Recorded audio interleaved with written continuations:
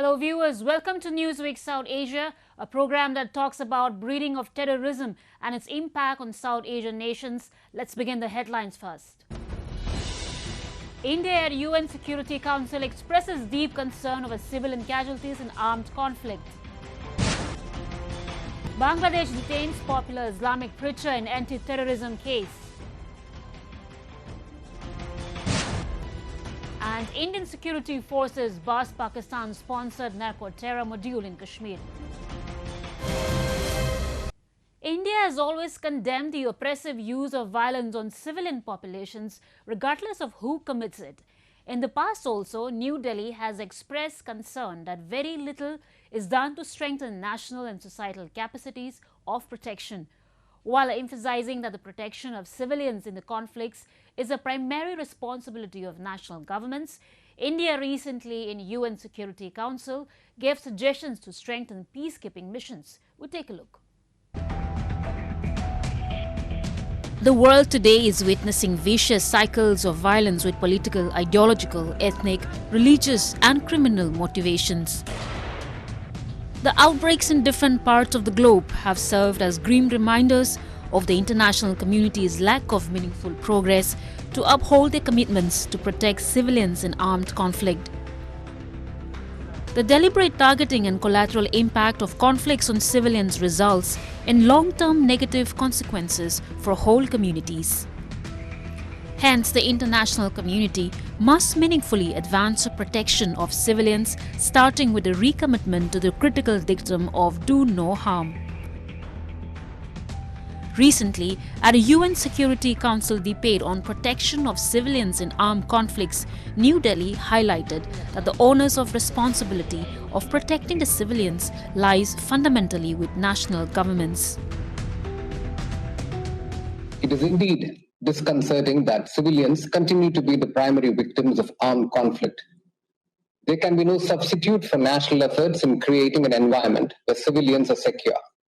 While peacekeepers implementing Security Council mandates and humanitarian organizations delivering much-needed aid have an important role to play, the onus of responsibility for protecting civilians lies fundamentally with national governments.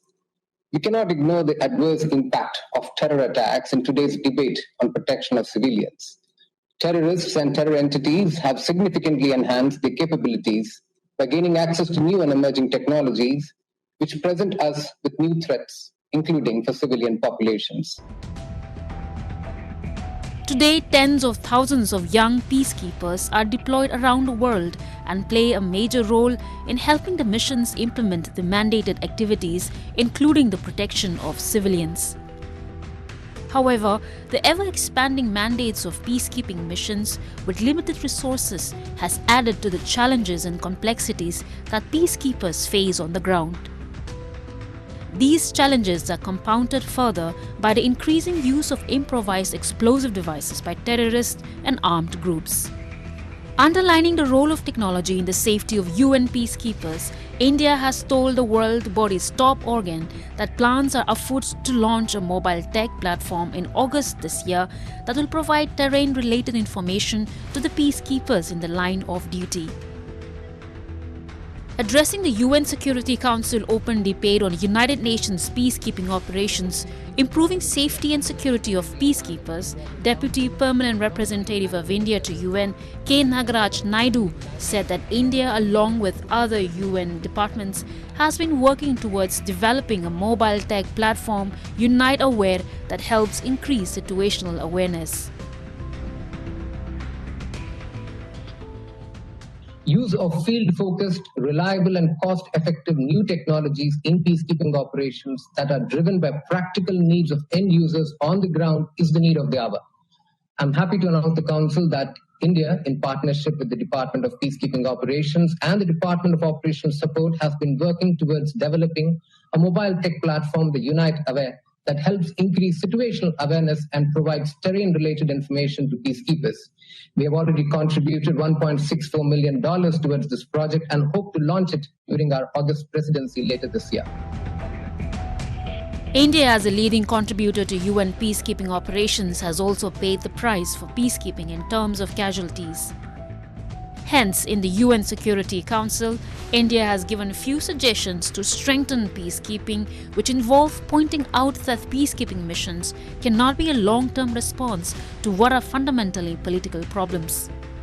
The Security Council now needs to authorize carefully thought out mandates to peacekeepers in close consultation with group contributing countries, since the protection of peacekeepers is as important as the protection of civilians.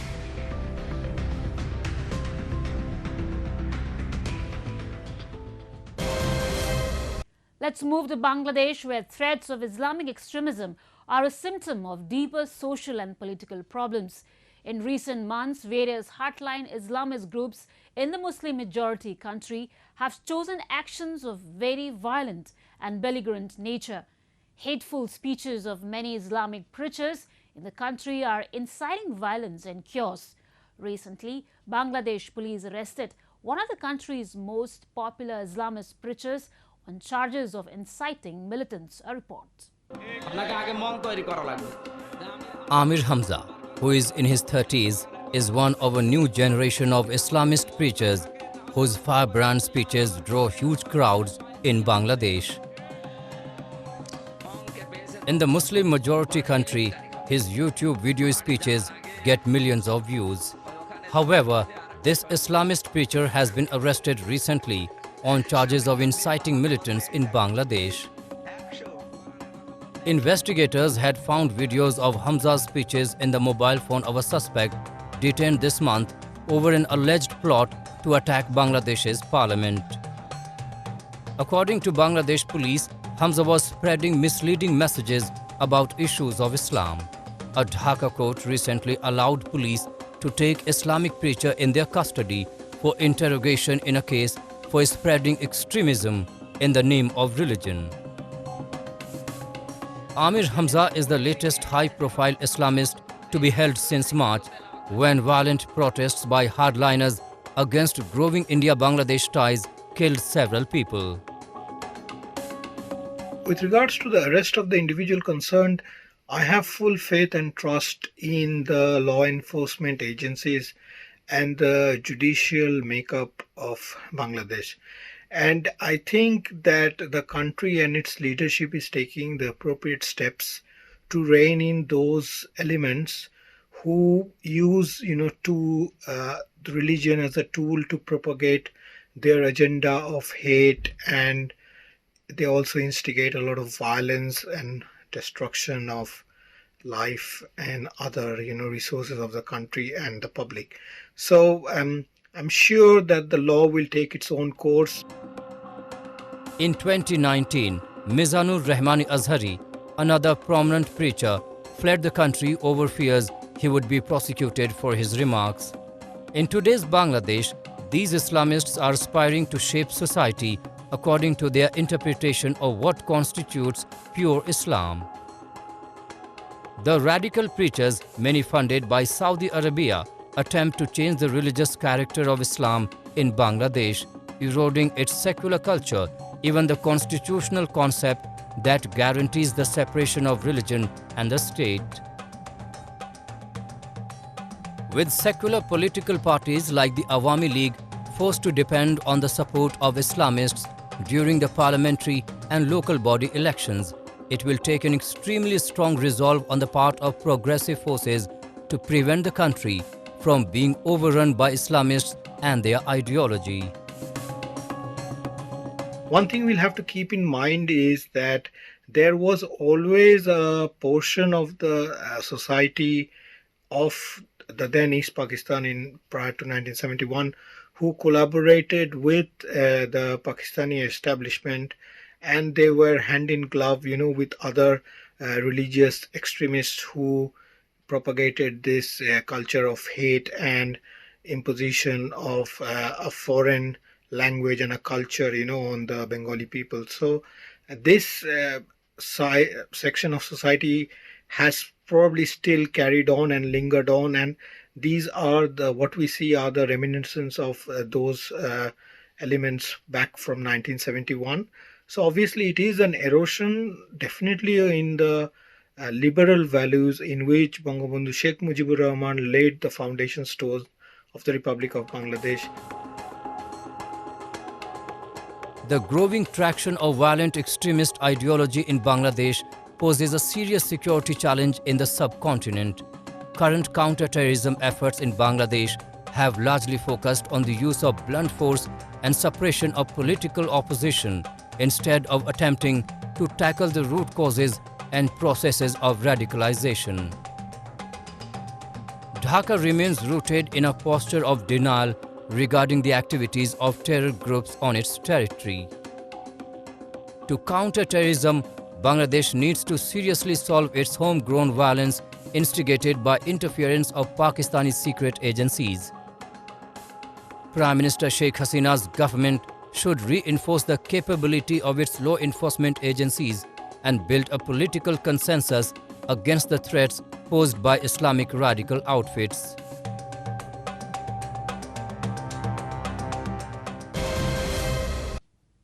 In the wake of a serious crackdown by the law enforcement agencies against the Hawala operators, Pakistan-based agencies use LOC route to send narcotics to fund the terrorism and unrest in the valley. Since early 2019, when the cross-LOC trade was shut down, narco trade has become the exclusive route to finance terrorism and unrest in Kashmir. Recently, Jammu and Kashmir police busted a Pakistan-sponsored narco-terror module in Kupwara district. Jammu and Kashmir police recently busted a Pakistan-sponsored narco-terror module in Kupwara district and seized heroin worth ₹50 crore.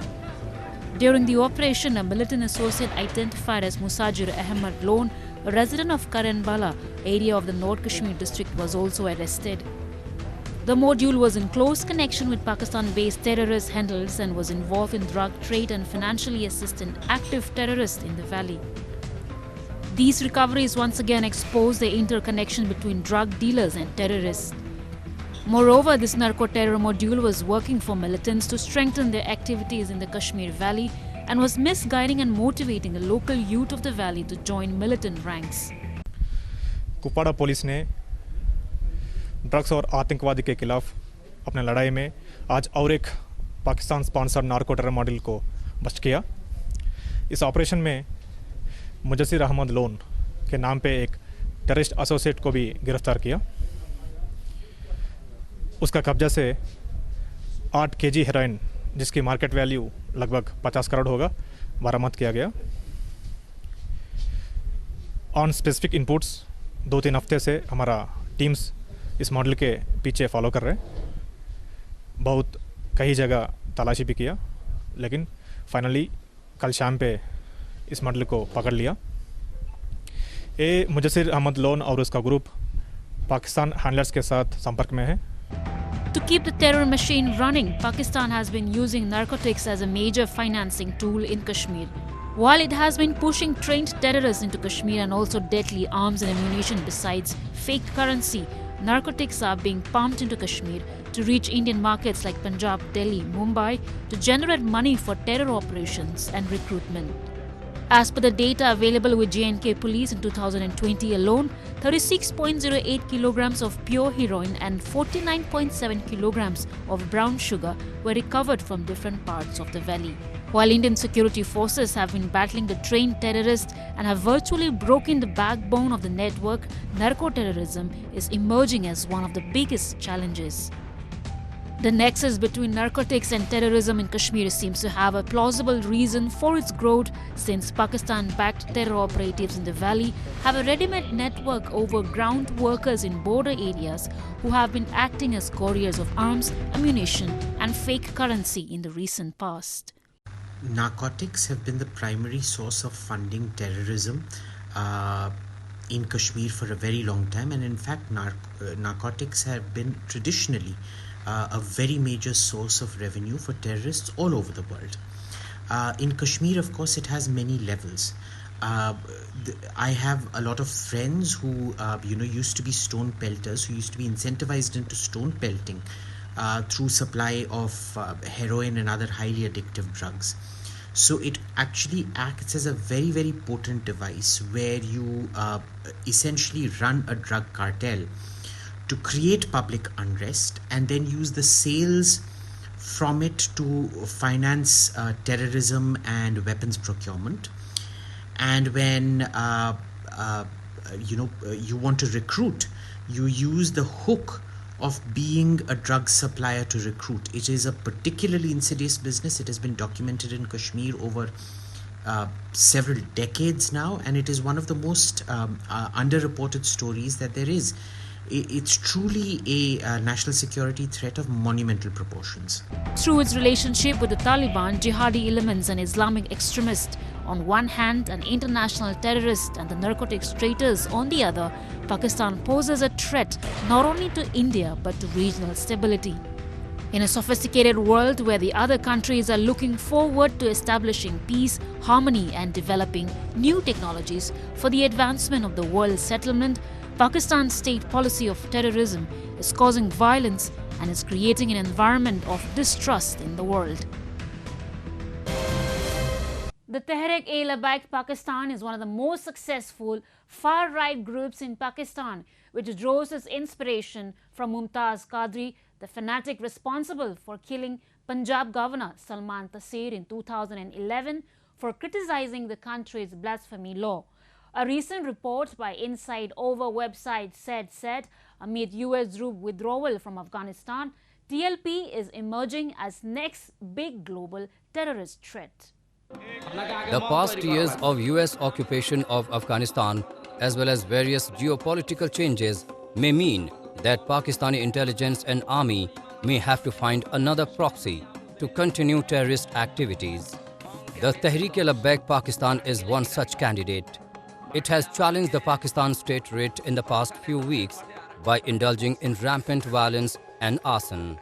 Amid US troop withdrawal from Afghanistan, Tehreek-e-Labbaik Pakistan or TLP has emerged as a potential next big threat to the world after the Taliban.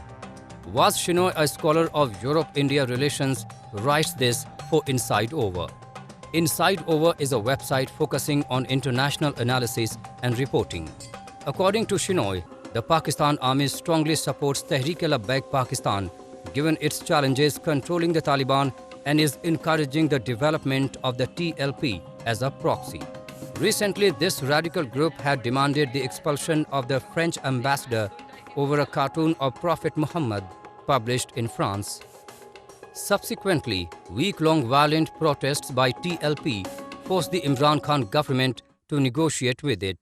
हुकूमत पाकिस्तान और तहरीक-ए-लब्बैक के दरमियान तवील मुज़ाकरात के बाद ये बात तय पा गई है कि हम आज कौमी असम्बली में फ्रांसीसी सफ़ीर की मुल्क बदरी की करारदाद पेश करेंगे और तहरीक-ए-लब्बैक सारे मुल्क से, जिसमें के ख़ास तौर पर मस्जिद रहमतुल लिल आलमीन से भी धरने को ख़त्म किया जाएगा और बातचीत और मुज़ाकरात का सिलसिला आगे बढ़ाया जाएगा और जिन लोगों के खिलाफ मुकदमात दर्ज हैं समेत 4th शेड्यूल के, उनका भी इखराज किया जाएगा. TLP originated from the umbrella of religious parties called Tehreek-e-Labbaik Ya Rasulallah, demanding the release of Mumtaz Qadri, who gunned down Punjab Governor Salman Taseer in 2011. This radical outfit is the flag bearer of the blasphemy issue, demanding death for blasphemers. Political analysts suggest that Pakistan's security establishment allegedly helped launch the TLP to break the vote bank of the ruling party in Punjab. Whatever the case might be, it is a fact that TLP is now a political force in Pakistan and Punjab with considerable street power. In the case of Pakistan, the frustration of the people, especially the disempowered youth, has been channelized through religious sentiments, which works as a catalyst, and as a result, the TLP wins politically. और पाकिस्तान में Sindhi, Bloch, मुहाजिर, Pakhtun मर रहा है, हजारों की तादाद में missing person है. उस पाकिस्तान में तहरीक-ए-लब्बैक पाकिस्तान, जिसने के स्टेट की रिट को चैलेंज किया था, जिसने पुलिस वालों को अगवा किया था, जिसने पुलिस वालों को मारा था, जिसने आम आदमी की जिंदगी अजीरन कर दी, पब्लिक एंड प्राइवेट प्रॉपर्टी तबाह की, उस तहरीक-ए-लब्बैक पाकिस्तान के तमाम कारकुनों को छोड़ दिया गया, साद रिजवी को छोड़ दिया गया. उस तहरीक-ए-लब्बैक पाकिस्तान जिसको के फेडरल कैबिनेट ने रेजोल्यूशन के जरिए बैन किया था, उसके ऊपर से अब बैन भी हटा रहे हैं और सारे केसेस पे खत्म कर रहे हैं।